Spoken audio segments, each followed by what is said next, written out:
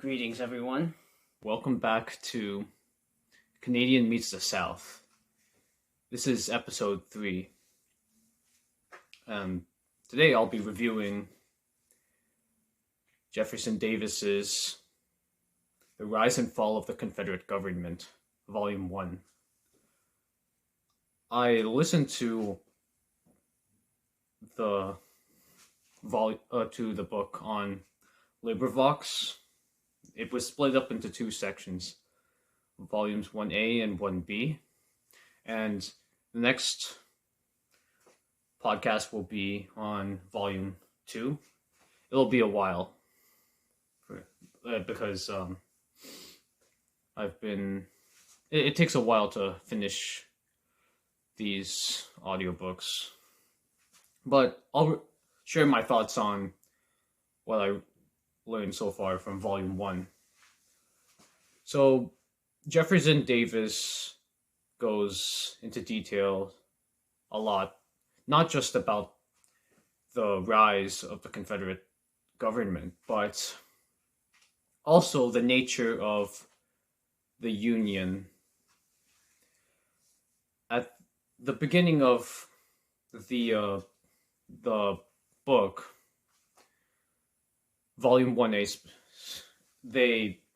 Jefferson Davis talks about the formation of the Union during the war. There was first the Articles of Confederation that were drafted in during the American Revolutionary War, or the American War for Independence. And later on, the United States would create the United States Constitution to replace the Articles of Confederation. So Jefferson Davis goes into how they were ratified, both the Articles of Confederation and the Constitution. And he points out that Maryland took a while to ratify the Articles of Confederation. Maryland ratified in 1781, and it was the last state to ratify. And the Articles were drafted in 1777. So it took several years for Maryland to ratify. And then you have the case for the Constitution. North Carolina and Rhode Island initially rejected the United States Constitution. So Jefferson Davis talks about secession, how the 11 states, because originally there were 13, the 11 states, the states that Rhode Island and North Carolina are not a part of, they voted to ratify in 1788. And the Constitution came into effect in 1789. The Constitution only needed 9 states to ratify, but they had 11, and so North Carolina and Rhode Island, they were left with the Articles of Confederation, while the 11 seceded from the Articles of Confederation to form a quote-unquote more perfect union under the Constitution. And North Carolina and Rhode Island would eventually join the Union. They would eventually ratify the United States Constitution. But Jefferson Davis points out that these 2 instances, how the ratification of the states were staggered. They were not, because since the states were the sovereign entities. Jefferson Davis points out that it was the states as free and independent states, Jefferson Davis uses the Declaration of Independence a lot. He in his book to justify secession, and there was no need for another Declaration of Independence because the states were already declared independent in 1776. So the people of the southern states were exercising their independence when they seceded from the United States. And he goes into the one people thesis pushed by Joseph Story, who was a Supreme Court justice, and Daniel Webster, who was a member of Congress. He was many things. He started off in federal politics as a member of the House of Representatives, and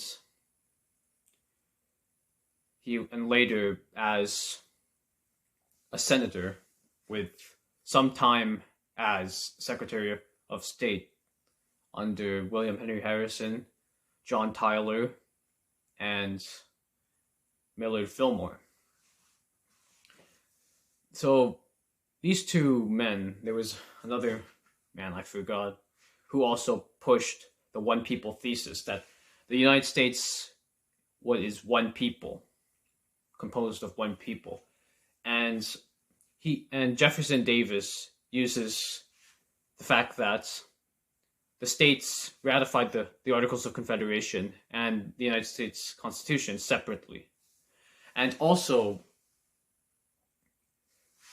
he also brings up a lot Patrick Henry's speech in the Virginia Constitutional Convention. Patrick Henry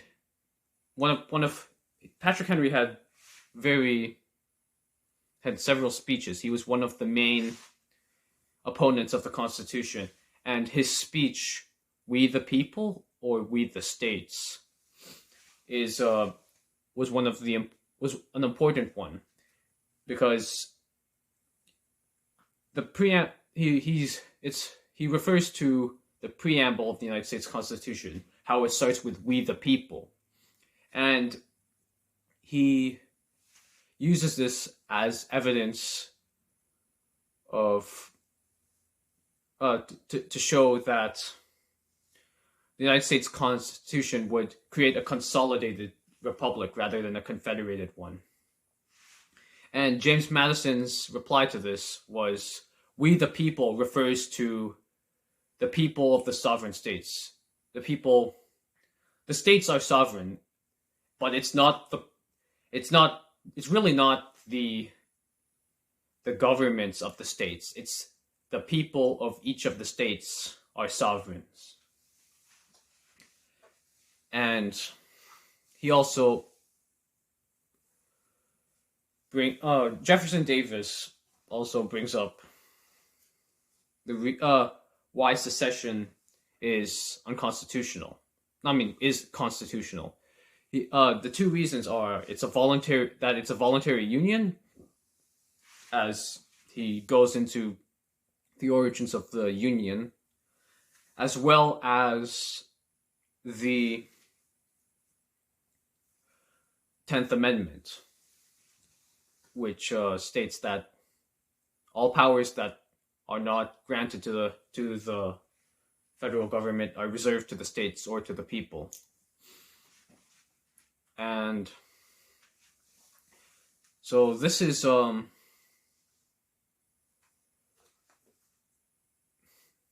the main reason. No, these are the two main points that Jefferson Davis uses for why secession is legal.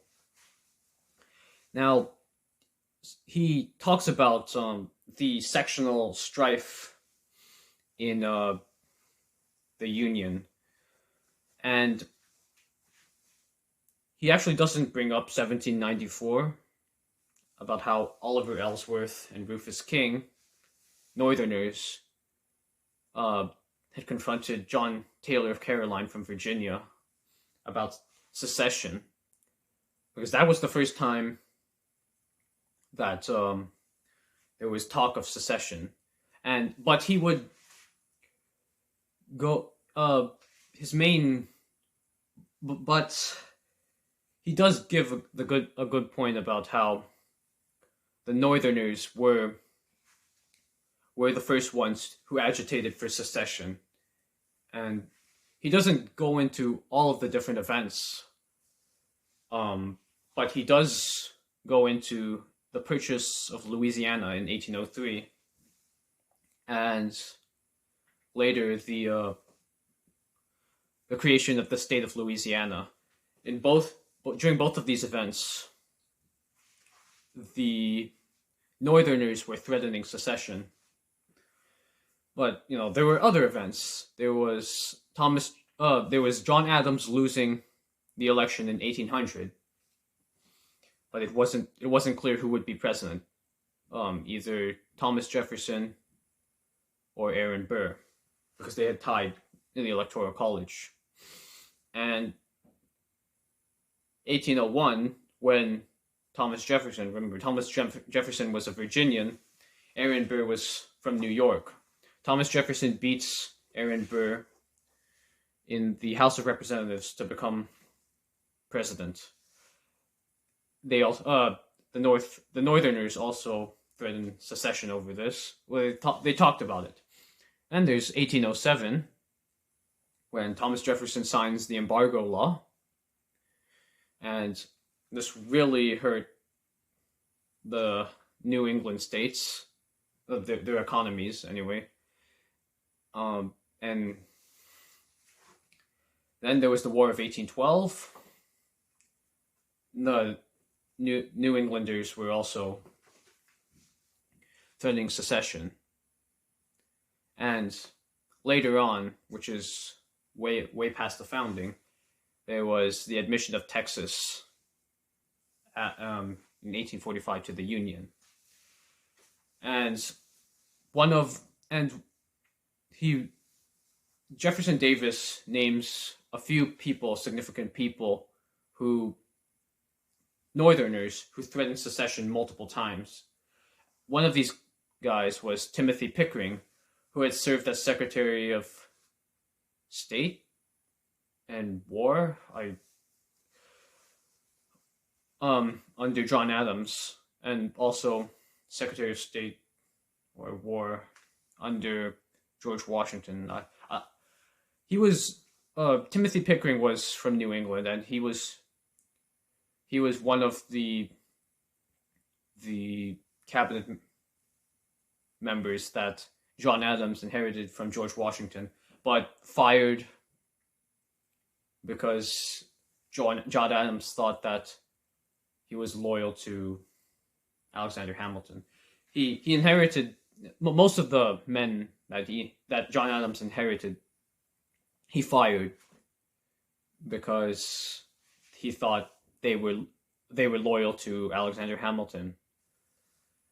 But Timothy Pickering was a leader of the New England secessionists, and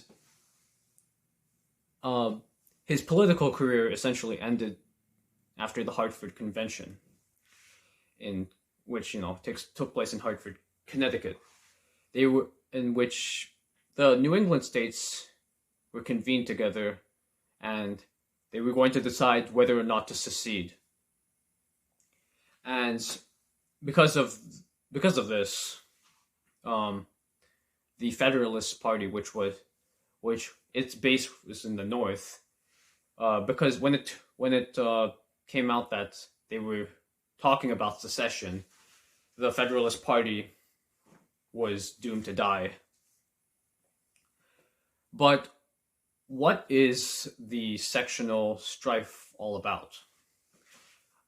And Jefferson Davis wants to dispel the myth that it was about abolition of slavery in the States. The sectional strife between the North and South is about political power and the territories. Would the territories, the Western territories would eventually become states, but they, how would these new states that came from territories align with economically? Would they align with the North, or would they align with the South? The South was an agricultural economy, and so that's why they had slavery, and it's a hotter climate. And while the North was a manufacturing economy. Well, maybe not at the very founding at the beginning of the constitutions in the 1780s, but it evolved to become a manufacturing economy, and that's why it favored high protectionist tariffs and to pay for internal improvements, while the South was an agricultural community, and it favored free trade. And so the reason why the North stopped slavery wasn't because the northern states had in the northern states slavery was not that popular, was because of the climate, claims Jefferson Davis. It's not because these guys are morally superior to Southerners. It's because of the climate, and the climate affected the economy, and the economy didn't have that much use for slaves. So with these two different types of economies, the North and the South, they are in a power struggle over the Western territories, because the Western territories would eventually become states, and those states would either and the North and the South would try to get them to align with their side. So the power struggle was like how they struggled over the states was slavery. It was slavery in the states, and the people against slavery going into the states, they believe Congress had the power because Congress had control over the territories, while the South believed that it would violate property rights. Jefferson Davis doesn't really use the Fifth Amendment. Well, he doesn't use it by name, but that's essentially what the South was saying. What their constitutional argument of. There's also the 10th Amendment of why the Congress cannot stop slaves from entering the territories. So this is really complicated question, because the nature of the Union is that the states are sovereign, and so you have this the power struggle over slavery in the territory starts in 1820. There was already the power struggle in 1803 because with the Louisiana Purchase, because the North believed that the South would the territories which the states that would come from the territory of Louisiana would ally with the South because the South was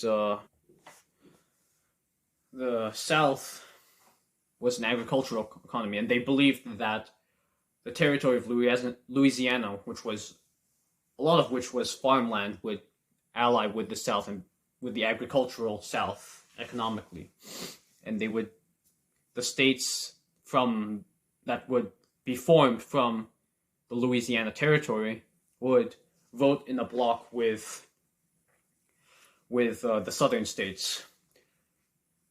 But 1820 is when slavery comes into the mix with the territories. This is known as the Compromise of 1820, and the majority, the strength of the opposition to the Compromise of 1820, which James Monroe signed. Jefferson Davis doesn't really berate James Monroe, but it was clear that James Monroe was out of touch with his fellow Virginians, because the main opposition to the Compromise of 1820 came from Virginia and Georgia, which were southern states. So the Compromise of 1820 was about admitting Missouri into the Union, and the South's argument, well, the Missouri Compromise had stated that Missouri would be allowed to enter into the Union as a slave state, but all of the territory above its southern border, excluding Missouri itself, so north of its southern border would be free from slaves. And this is unconstitutional because Congress is putting conditions on the admission of Missouri as a state, and as well as whether or not Congress has authority to regulate slavery in the territories, because slaves are property. So the Fifth Amendment prohibits the general government from interfering with the property of everyone, no matter what type of property it is. And so Jefferson Davis said that Northerners, under restriction of slavery in the territories, Northerners could move all of their property there, but Southerners couldn't if it was slave property. So this was a constitutional question. This was not a moral question. And another reason why later on you would have the Compromise of 1850, and then the Kansas-Nebraska Act, and the 1857 Dred Scott decision. And I'll go over each of these and how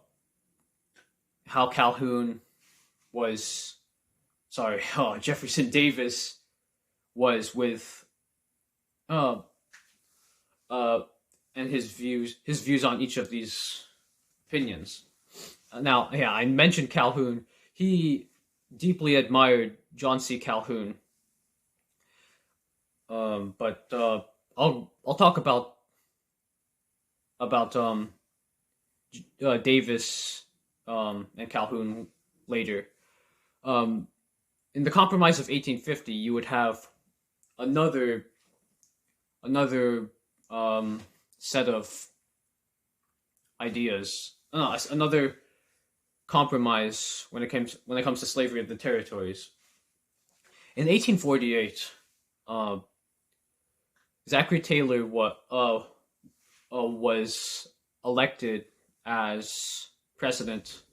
He got his fame from being a general in the Mexican-American War, and he had defeated Lewis Cass for who was the Democratic nominee.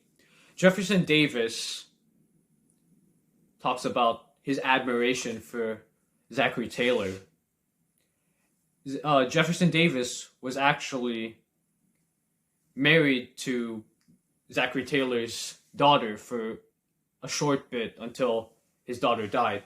So he had deep admiration for Zachary Taylor as a soldier because, well, Jefferson Davis was a soldier himself, and he comes from a military family.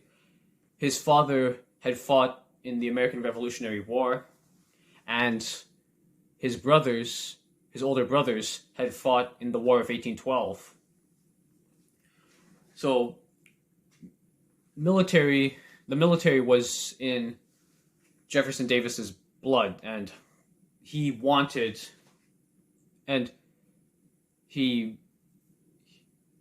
married Zachary Taylor's daughter, who would die shortly after the marriage. But he said about the 1848 election, that he had no issues with the qualities of General Taylor. But the problem was that as a Whig, all his advisors would be Whigs when he would live in the presidential mansion as president in the executive. I don't think it was called the White House at this time. I think the more popular term was the executive mansion. And Jefferson Davis favored Lewis Cass, who he didn't like as much. I mean, Lewis Cass was a Northerner. Although Lewis Cass was called a doughface, a Northerner with Southern sympathies. He was a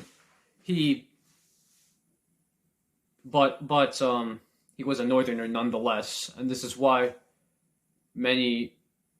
but Jefferson Davis chose to support Lewis Cass over Zachary Taylor because Lewis Cass was a Democrat, and so was Jefferson Davis. But Zachary Taylor wins. And when it comes to 1850, Zachary Taylor was actually skeptical of some of the parts of the Compromise of 1850. There's also the Nashville Convention in 1849, in which the southern states gathered to discuss secession because of the brewing up of the sectional strife over slavery. And but Zachary Taylor dies before the Compromise of 1850 happens. Well, the Compromise of 1850 is really 5 bills. And so Millard Fillmore eventually signs them, because Millard Fillmore was the vice president at the time of Zachary Taylor's death. And he signs the Compromise of 1850.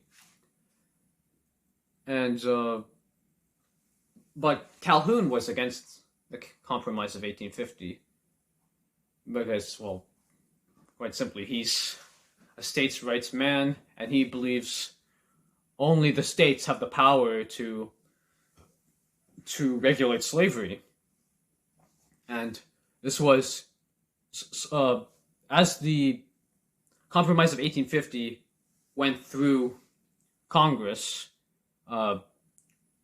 John C. Calhoun was dying, and another senator had read his final speech because Calhoun was physically unable to, and this final speech was against the Compromise of 1850.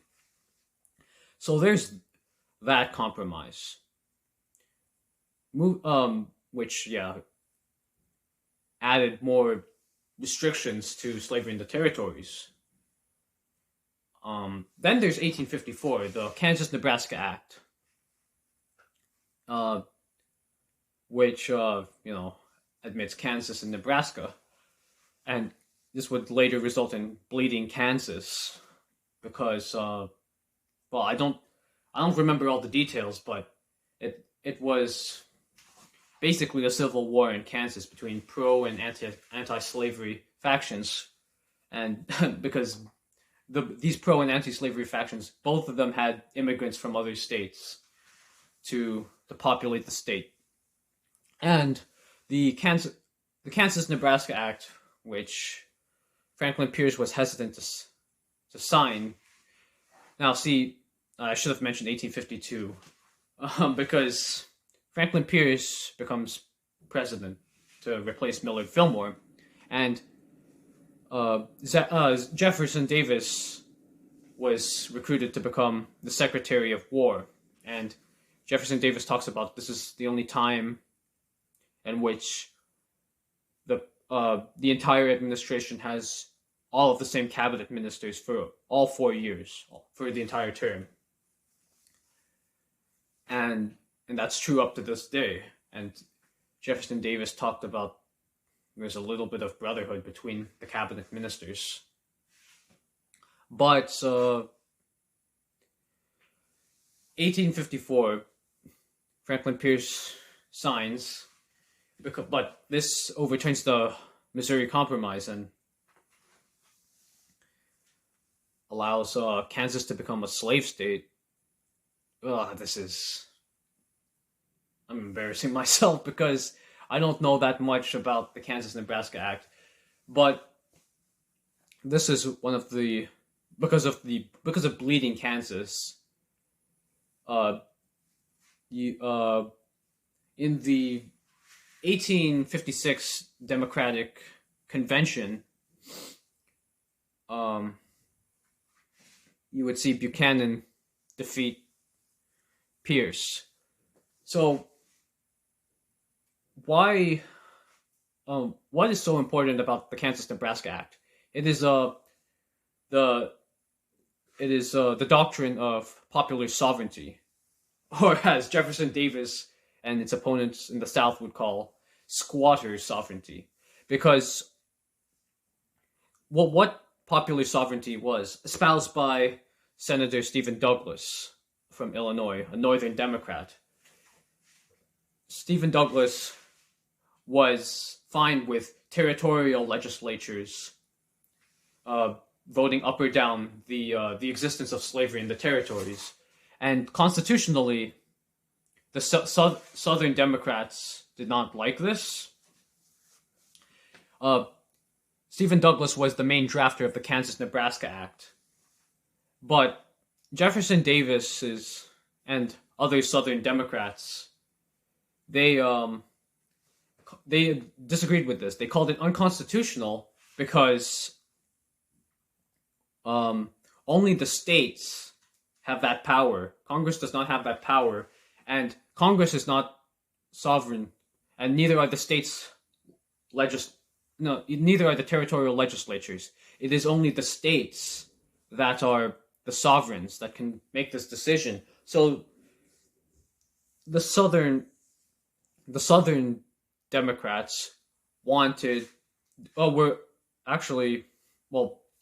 Kansas-Nebraska Act was a compromise, and the Southern Democrats had approached Franklin Pierce and said, actually, we want you to support this, or we want you to sign the Kansas-Nebraska Act, or we won't be supporting your presidency. And Franklin Pierce reluctantly signs it. He was reluctant because this would overturn the Missouri Compromise, which did not have popular sovereignty,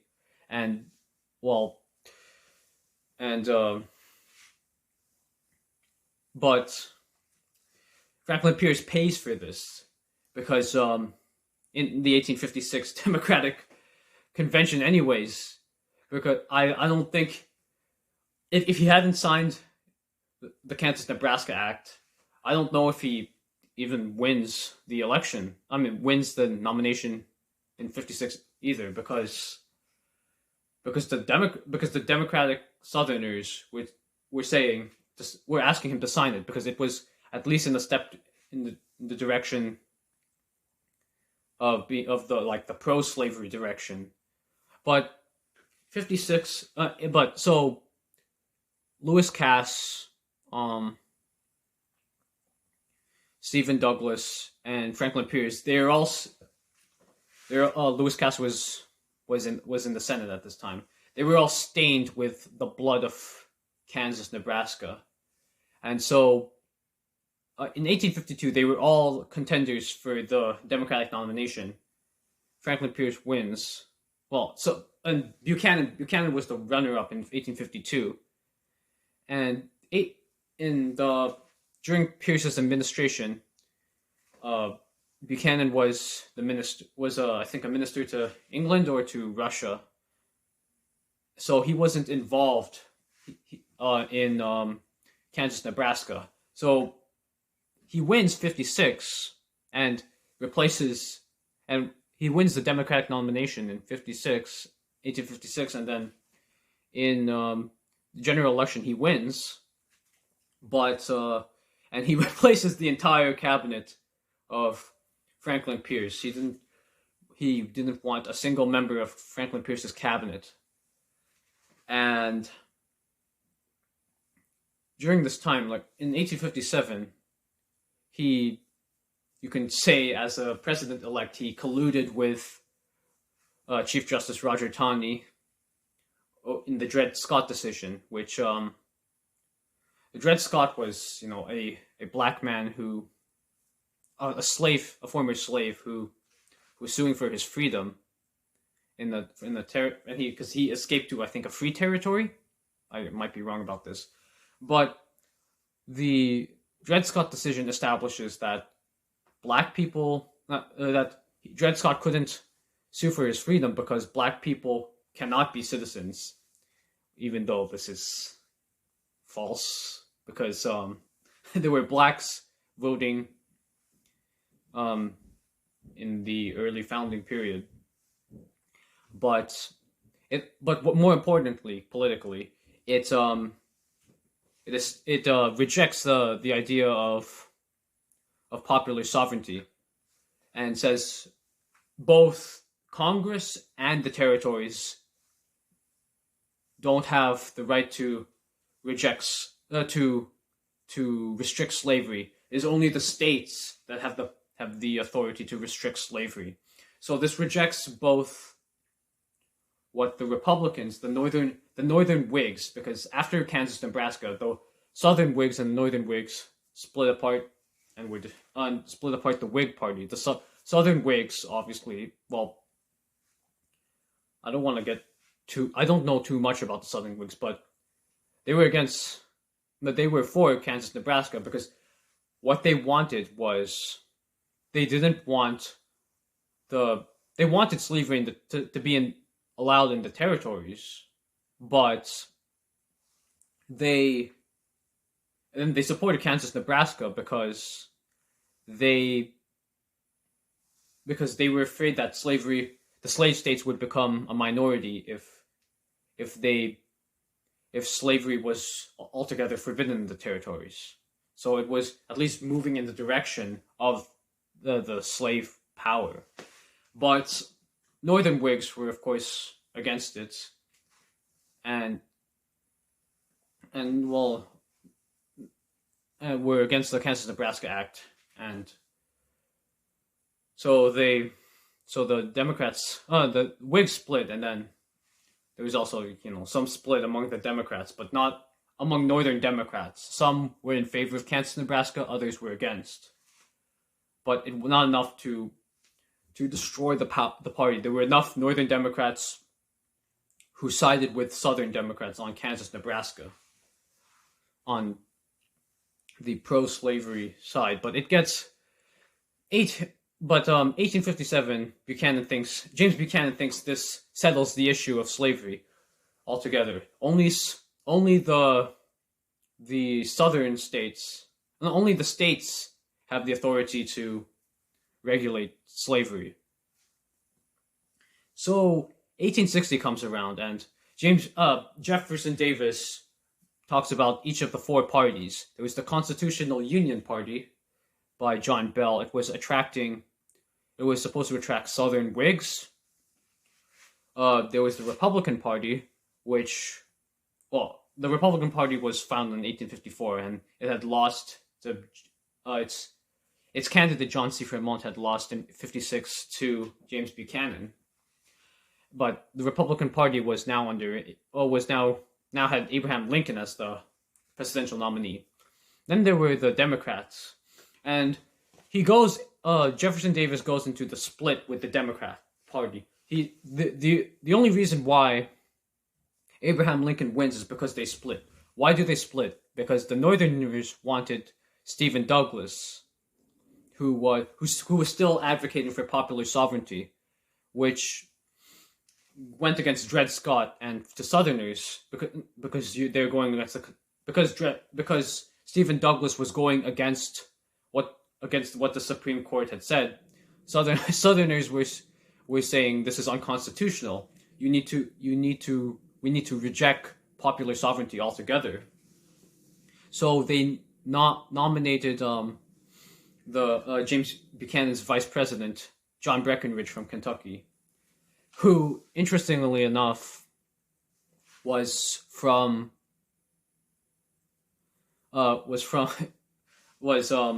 son of John Breckinridge, the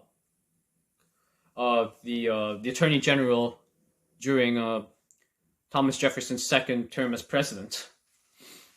And I'll get into Kentucky in a little bit, but the Volume 1B talks about how secession happened. South Carolina in December of 1860, before I get into South Carolina's secession, Jefferson Davis had believed that if all three of the anti-Republican parties, that is the Constitutional Union, the Northern Democrats, and the Southern Democrats, if they had just aligned under one ticket to defeat the Republicans, then the Republicans would never control the White House.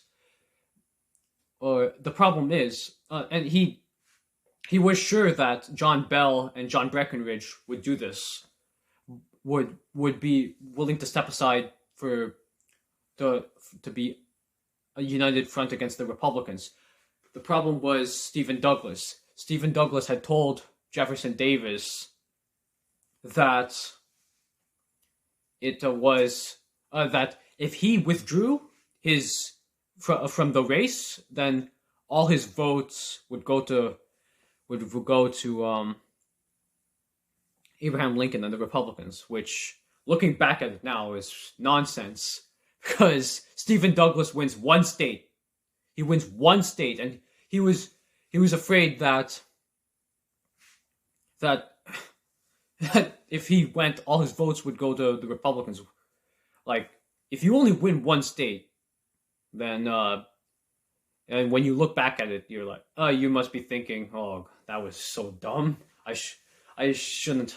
Why did this even happen? But because the Democrats split the vote, the Republicans were able to win, and win the majority in the Electoral College, and Jefferson Davis calls this a sectional majority because it was because the Republicans were completely Northerners. And so now I'll get into South Carolina.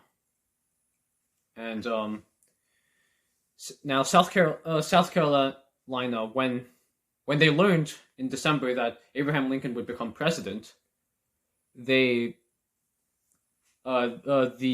state legislature would call for a secession convention, and the convention was unanimous in voting for slavery. For secession, and it became South Carolina became an independent republic in December, and it was also known as the Palmetto Republic, informally called because its flag had a palmetto tree.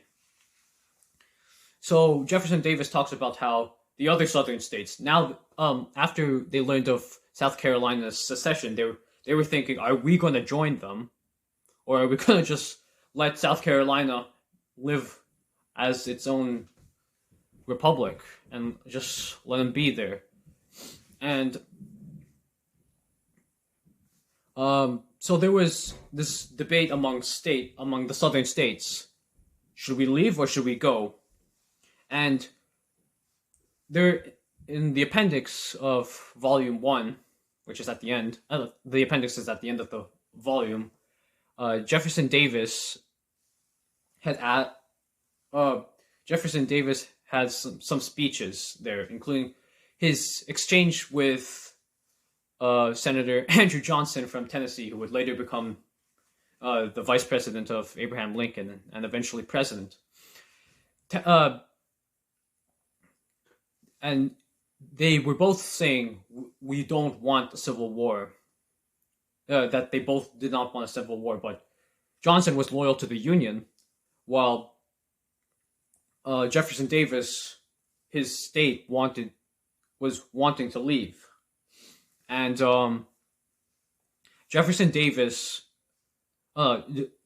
Andrew Johnson says to Jefferson Davis, why are you leaving? We have a Democratic majority in the Senate. We can block any of Abraham Lincoln's appointments.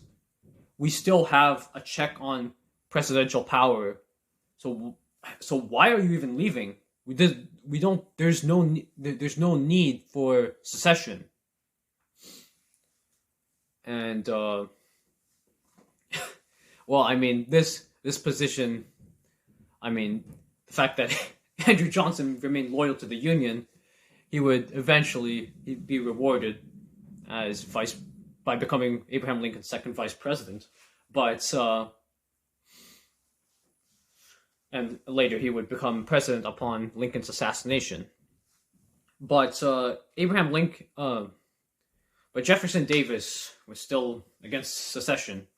No, was still in favor of secession because that is what the people of Missouri wanted, and he represented the state of Missouri. Sorry, Mississippi. He was from Mississippi. I'm sorry. And so, in January, 6 other southern states, Louisiana, Mississippi, Texas, Florida, Georgia. I must be missing something. The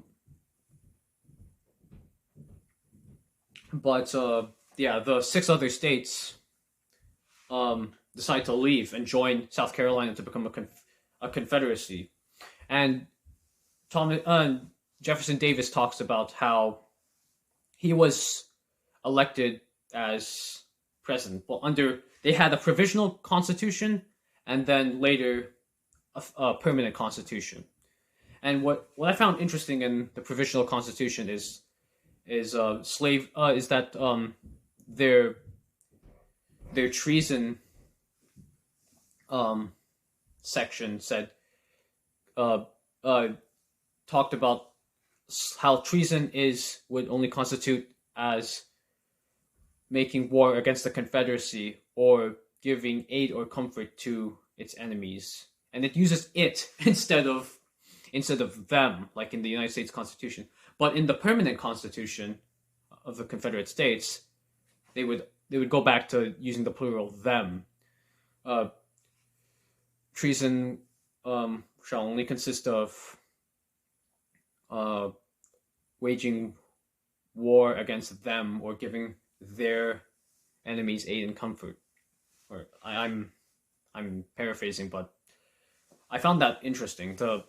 The provisional constitution is in the appendix, Jefferson Davis's appendix, as well as the United States Constitution and the permanent Confederate Constitution. They're actually listed side by side in the appendix, so for comparison. And Jefferson Davis makes it clear that he had no intention that of becoming president when he keeps telling us that he had no idea that he would be elected president, but and he had no like he had no plans of becoming president when when Confederacy was when the states had first started to secede. But he also one of the speeches he gives was his farewell address to the United States Senate was about talks about Calhoun, about how he deeply admired Calhoun, but because secession was happening right then, Calhoun and nullification would be confounded with secession. He says nullification is a remedy for the Union, while secession is trying to leave the Union. And so these are diametrically opposed, but somehow they get confounded together because they're both pro-states' rights positions. Jefferson Davis also talks about a judge, about how there was a Whig judge in his state who believed in nullification, but Jefferson Davis actually did not believe in nullification. And he talks a little bit about the beginning of the tensions between James Buchanan and South Carolina, and Major Anderson, who was in charge of the federal forts in Fort Sumter in South Carolina. And James Buchanan, Jefferson Davis expresses his deep disappointment with Buchanan about how he didn't just let them leave, let the federal troops leave, withdraw the troops entirely, and just let South Carolina as a sovereign state have control over it.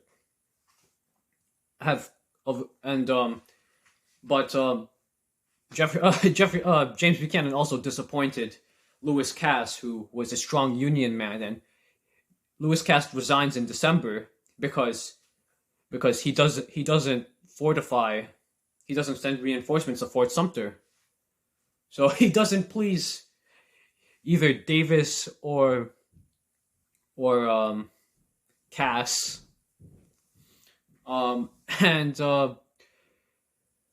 but there was no war under James Buchanan. It was under Lincoln that they had the war, when Lincoln finally had, and Lincoln basically agitated them. He tricked the South Carolinians into attacking Fort Sumter, which he used this as the basis to call for 75,000 volunteer troops to invade the Confederacy. And South Carolina was willing to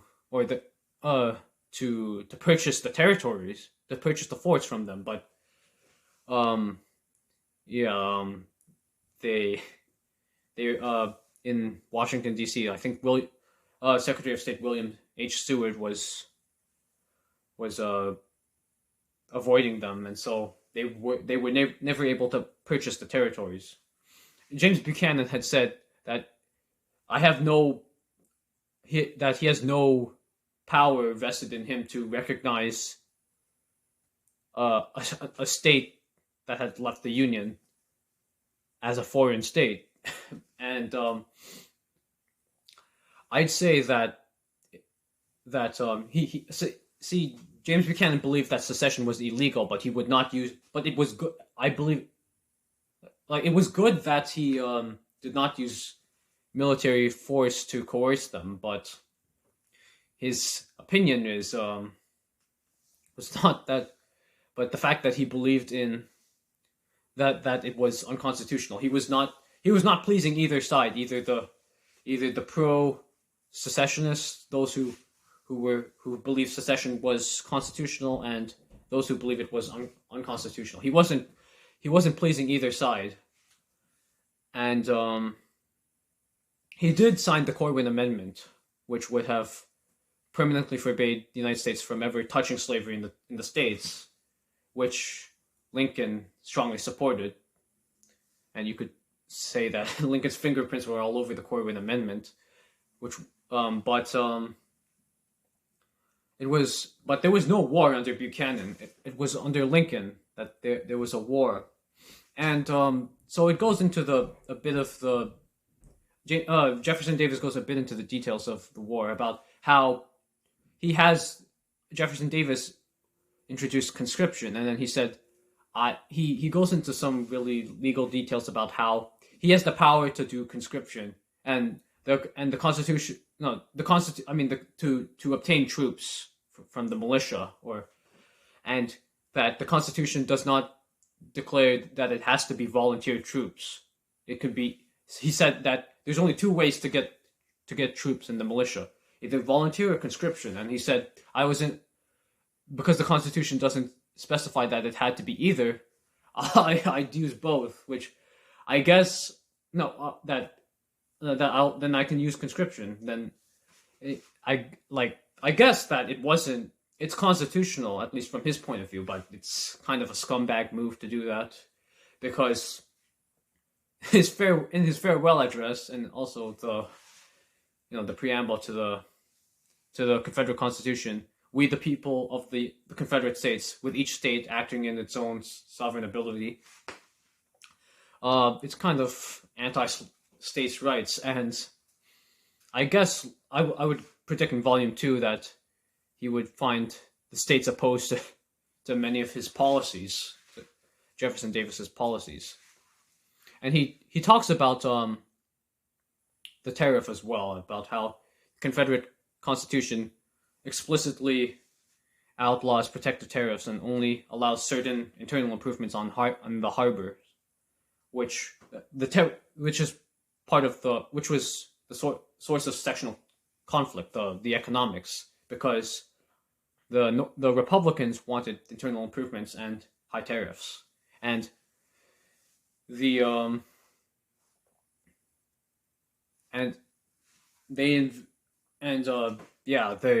wanted this was the big economic difference between the two.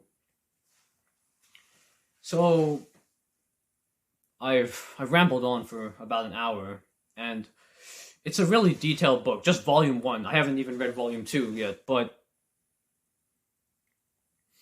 I would say that as a Canadian, how this affects us Canadians is that there is no equivalent 10th Amendment equivalent in the Canadian Constitution.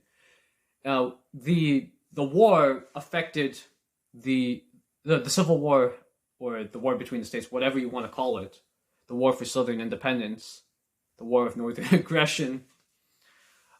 They really it affected Canada because they were drafting the Constitution for Canadian Confederation. They started back in even during the war.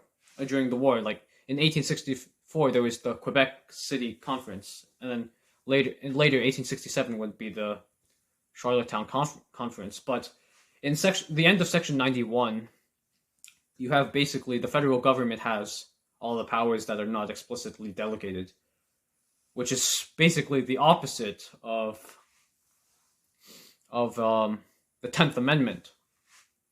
So this war, and also I guess I should note that John A. Macdonald, if he really had his way, he would Canada would be a unitary state rather than a confederated one.